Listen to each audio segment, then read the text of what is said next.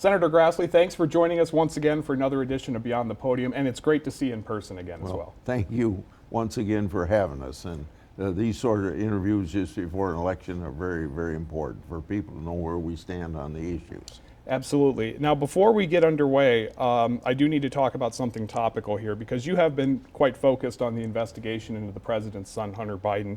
A new report out last night claims that investigators believe they have the evidence to file charges against the president's son, but that decision will now rest with the U.S. Attorney, I believe, in Delaware. Yeah.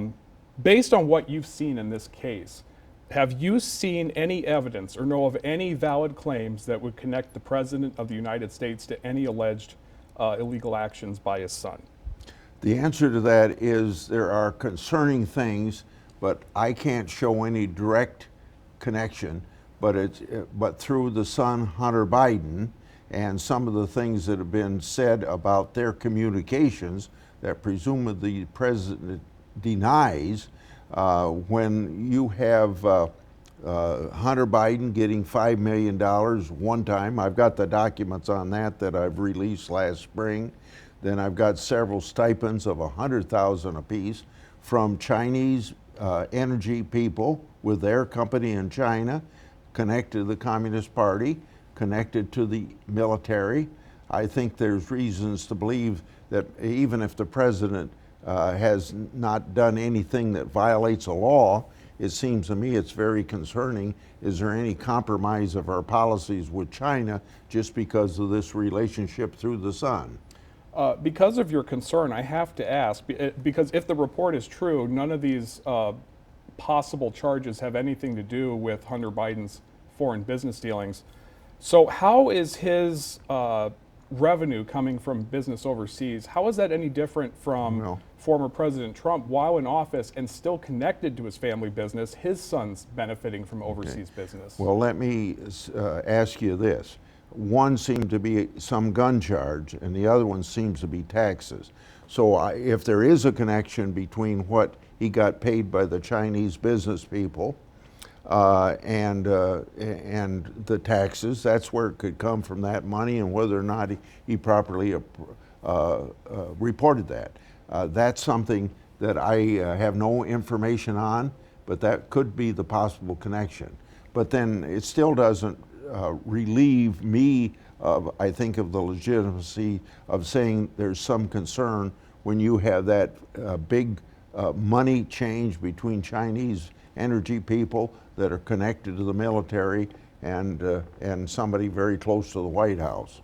But again, and I just want to stress this, you have concerns about possible connections between Hunter Biden's actions and the president, but no evidence that there was any wrongdoing and no improper influence on the Justice Department. Well, let's just say this. It's very concerning to me, and we investigate in the Congress. We do not prosecute, so we got to depend upon the Justice Department properly prosecuting. But let me raise this concern, because it follows on whether or not there's everything legitimately going on between the FBI and the Justice Department. And that's what I exposed about a couple of months ago with a guy called Timothy Tebow, that was special agent in charge of giving the go-ahead for investigations or stopping investigations.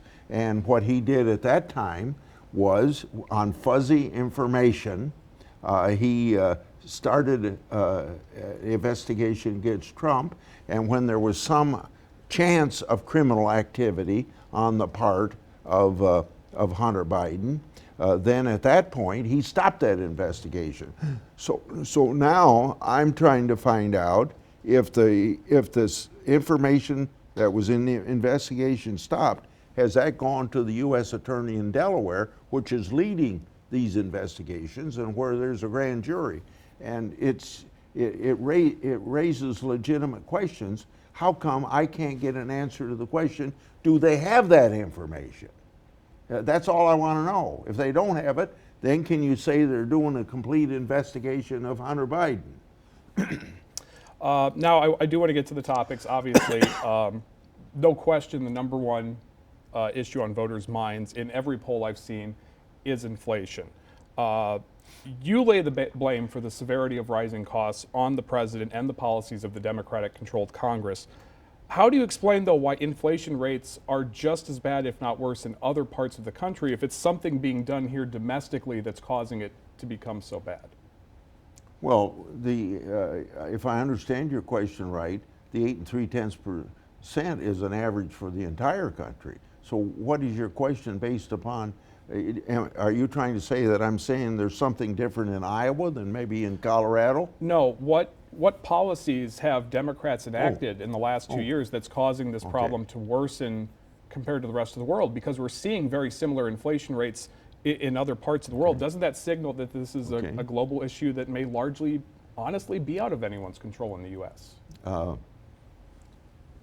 Remember, inflation was 1.4% when this president was sworn in.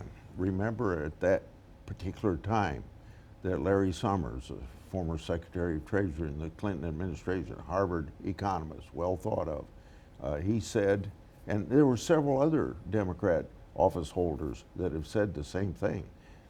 Before this president was sworn in, he says by Christmas 2020, the economy turned around, don't spend any more money. They immediately spent another $2 trillion.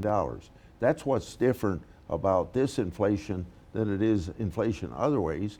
It was 1.4 when this president took over, and he wants to blame Ukraine for it. Ukraine might have something to do with inflation in the rest of the world, but at that time, February 24th, when the invasion took place, it was about 6% here, eventually got up to 9.1%, back down to 8.3 now. But I think you got to look at what the Congress does that has nothing to do with inflation in the rest of the world, and how it's just completely contrary to what Larry Summers, an economist, said they shouldn't do, and they went ahead and did it anyway.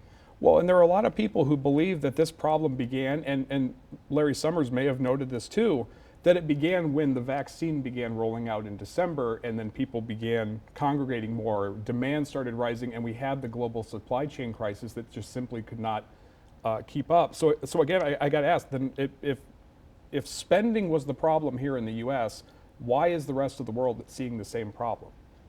Well, I don't know to what extent it's worse in England, less in Europe. It's 10% in England. It might be 8 or 9% in Germany. I think each central bank has to make that decision what to do about it.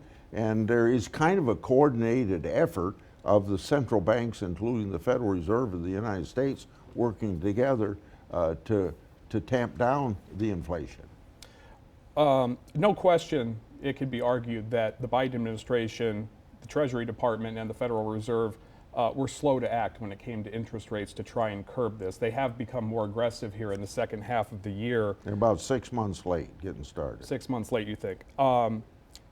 We have still, just today, robust job growth, unemployment rate falling, and jobs still being created. How is that a recession? And do you still see a pathway here to thread the needle between a deep recession and out of control inflation?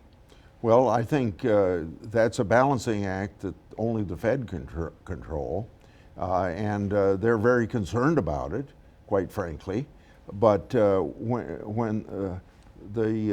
I think the spending is a big issue, and that's all I can say on the subject. Does that include the spending that was done by both Democrats and Republicans in the earlier days of the pandemic in 2020? Yeah, and that's exactly where Larry Summers said, you've done enough already, the economy's turned around. Don't feed the fires of inflation anymore. And at that point, inflation was only 1.4%.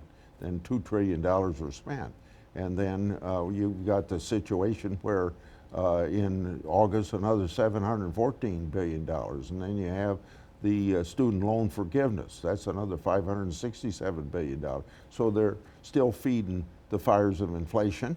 And you know, my opponent's saying that Biden's doing a wonderful job. There's a pretty good rule of thumb: if you're in a hole, quit digging. You mentioned that, and I assume in terms of spending, correct? Yeah. During the Trump administration, Republicans passed a tax cut that, by all reports, was not paid for and did add to the federal deficit. How is that any different? Because the party not in power tends to benefit from Americans who are saying we're not being responsible with our money. Was that a responsible decision to add to the national deficit with unpaid tax cuts? 3 years later, you found the economy the best in 50 years, unemployment the lowest in 50 years, more women in the workforce in history, African American, Asian American, and Hispanic American, unemployment as low as ever. And for the first time until the pandemic hit, we had a reduction in the poverty rate. So when you have the great success of the tax cut of 2017 with those statistics, it seems to me nothing, you can't argue with it. I do have to ask again, though, are you saying then that that form of deficit spending, adding to the national debt, was worth it? Yes, without a doubt. Yeah. You've served in Congress now for more than 40 years, and I remember that because I believe you entered the same year I was born. I'm sorry to say that. You've had all kinds of government documents that you've handled, including classified ones. Do you see any reason why former President Trump would have had those documents at his home without having them processed first by the National Archives? Because as far as I understand, that is unheard of. I think that it is not unheard of. That just reading since this happened, I have read in the daily literature of the day other people that have had similar problems. Now, it doesn't mean that it's the same as what the president had, but other presidents have taken some documents, not with any reason to be underhanded about it, just probably the way the massive amount of paper that the federal government has could lead presidents to do that. But then I don't know that they have ever refused to return them when it was found out that they had a hard time tracing them down. And which president, whether intentionally or unintentionally, took documents with them? It could be either way. But I think in the case of previous ones, I wouldn't want to accuse those presidents of particularly taking them. Is there an instance you can give us an example of? I suppose I can't remember what I just read within the last month, but I've read some of those. You could probably go to the same literature I found. I probably found it in the Wall Street Journal or the Washington Post. But here's another thing. It just seems to me the chaotic ending of a presidency. Now, if you're served your 8 years, it's probably not a chaotic ending. But when you're defeated like H.W. Bush was at one term, and this President Trump at one term, and this one was particularly chaotic as it ended, who knows what just people threw in a cardboard box and sent it to Florida or sent it to the archives. You know, it seems to me it's just a chaotic situation. Do you still, though, have concerns of the reported classified documents that he not only had, but didn't return for several months after being asked both by the National Archives and the FBI, and a report just this week that investigators believe he is still in possession of documents that don't belong to him? Well, if he is in possession of them, one of two things: the FBI will go back and get them, or he'll voluntarily give them up. But the point is, the answer is yes. If you're asking me, am I concerned that national security things could harm the national security of the United States because of this? The answer is yes. But I'm answering your question because I don't have the slightest idea what are in these documents. And I do know that there is a problem in the federal government of over-classifying. And it's over-classifying just because maybe there's something, somebody doesn't want to make a decision, should this be classified or not be classified? Or maybe there's something embarrassing that they want to classify. But I've been in government a long time, and this over-classification of any sort of documents is too much. I'll just give you an example. In the early 1990s, I read in our newspapers this story about the last document from World War I was finally unclassified. Now, I don't even know what that document was, but can you imagine 70 years later deciding to declassify something? That's how ridiculous the overclassification is in the federal government. There are good chances that Republicans are going to take control of the House. The Senate appears to be a little bit more of a toss-up.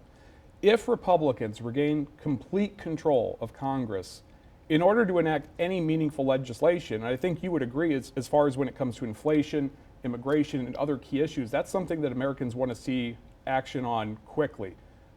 How confident are you that you can get a consensus deal in the Senate on these very polarizing issues that not only will get enough support from Democrats, but also from a Democratic White House that will at least be there for another 2 years? Just one example.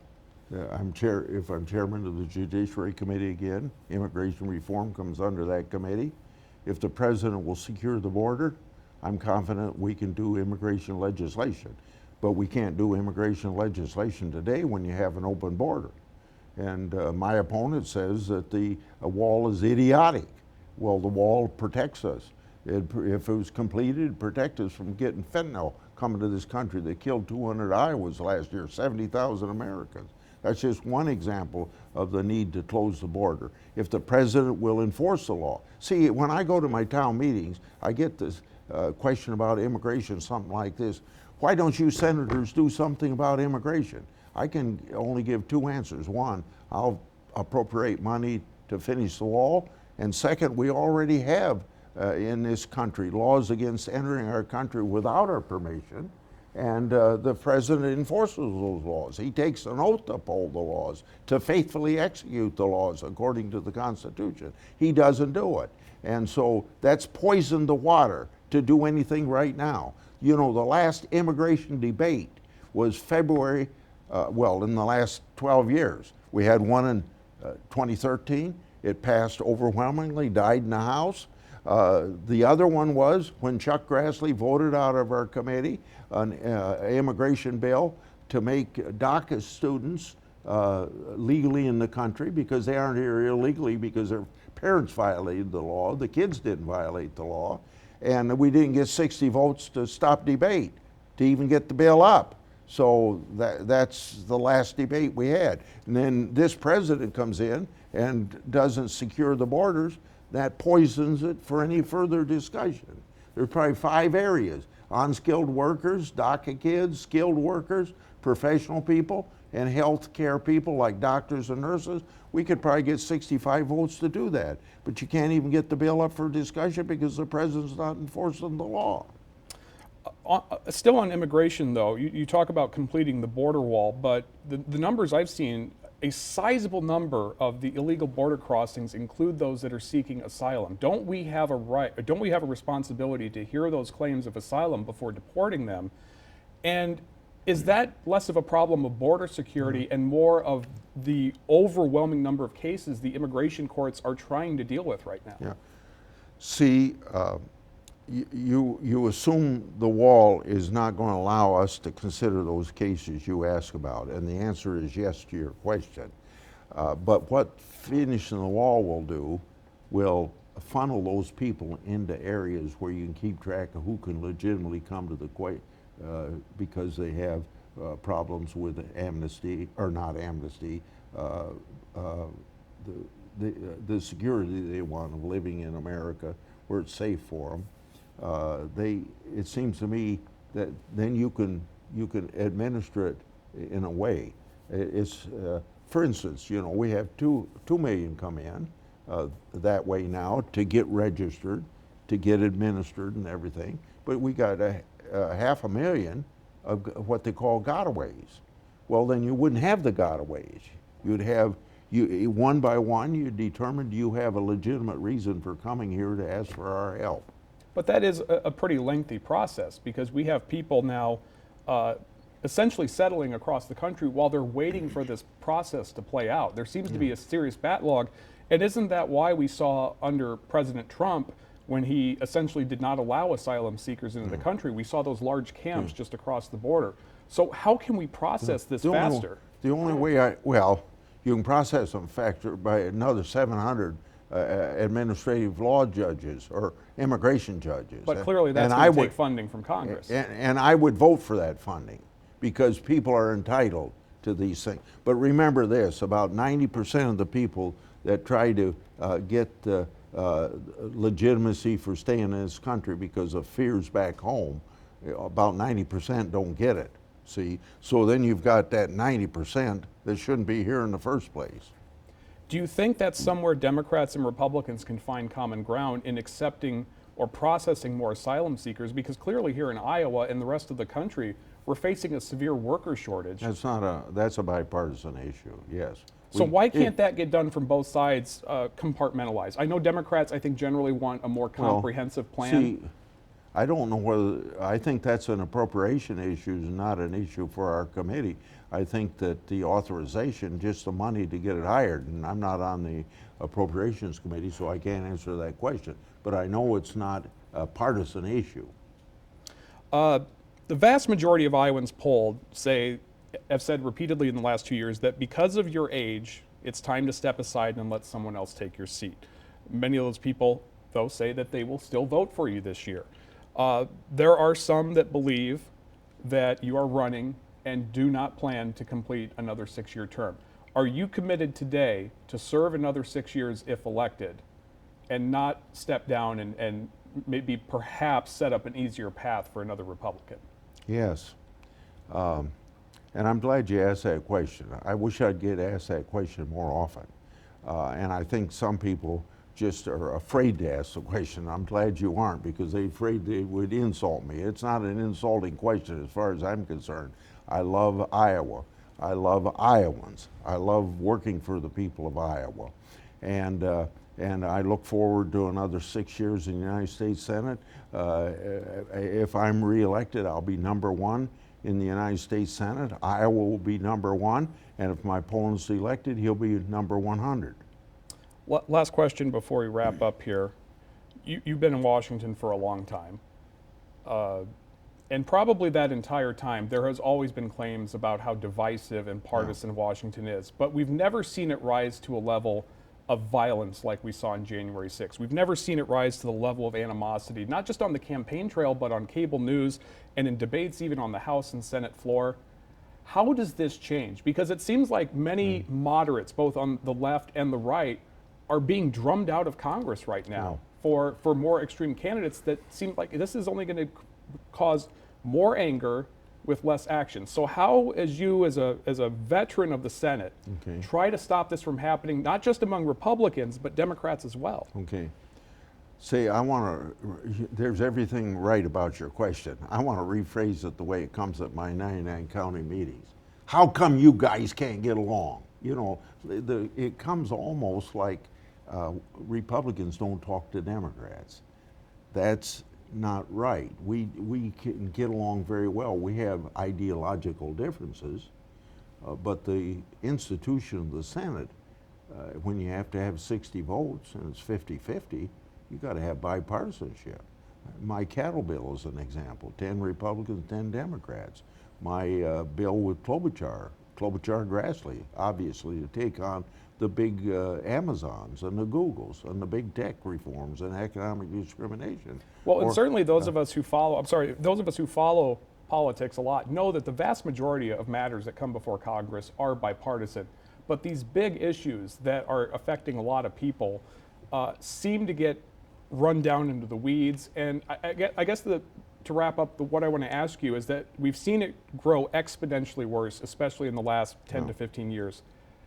Does the open market of money flowing into politics now and making it lucrative not just to be a successful politician, but to be a successful obstructionist on both sides of the aisle, is that money making it harder to do the work of the people? Got nothing to do with it. You know, I hate to answer your question this way because it's kind of like I'm bragging, so I'm going to back it up with some facts. I think if you want to do things in a bipartisan way, do them the way Chuck Grassley do them. So I'm going to send you to the Georgetown University website. Click on the Lugar Center, and you'll see that they do surveys of all members of the Senate every year. an index or survey, whatever you want to call it, and you'll find Chuck Grassley always in the top 12 of people working in a bipartisan way. And I think anyone objectively would agree that you have worked largely in a bipartisan way, but that unfortunately this issue is bigger than you. Do you think Republicans are doing enough to keep their members of Congress in check? Because one thing I'm curious about is, and this isn't the Senate, but Congresswoman Cheney, I don't think anyone would argue with her conservative credentials when it comes to issues. Yeah. It seems that she lost her leadership and she lost her primary for one reason. She believed that President Trump violated his oath on January 6th. Should she have lost that position? And is that a sign of this becoming more identity politics than policy politics? If you were asking me that question about a Republican or Democrat in the United States Senate, maybe I could answer that question, but I can't answer it for the House of Representatives. But you know certainly Congresswoman Cheney's views on things. You know she's a strong conservative voice. Yeah. Why else did she lose her position other than she simply went against President Trump? Well, that's because things in the House of Representatives are much more political. Because in the House of Representatives, a majority, as long as they stick together, they can ignore the minority. But you don't get the bipartisan cooperation among members in the House of Representatives like you have to have in the United States Senate, or you don't get anything done. But doesn't it concern you, though, that a reliable conservative couldn't get any support from her fellow Republicans in the House over one issue, one vote? Well, it's concerning to me, but it's not much I can do much about, except just saying it's concerning, because I work in a bipartisan way. Now, if I was still in the House of Representatives, where I served for 6 years, maybe I would see it differently, but I see it as very political in the House of Representatives, where there's better relationships between Republicans and Democrats, and even within the Republican caucus of the United States Senate. Not as divisive as in the House Republican caucus. Basically, I think you're telling me that members of the House could learn something from the Senate. Am I wrong? Yeah, of course they would, but they'll never admit it that they could. Senator Grassley, thank you so much for joining us. Yeah, you bet. Thank you.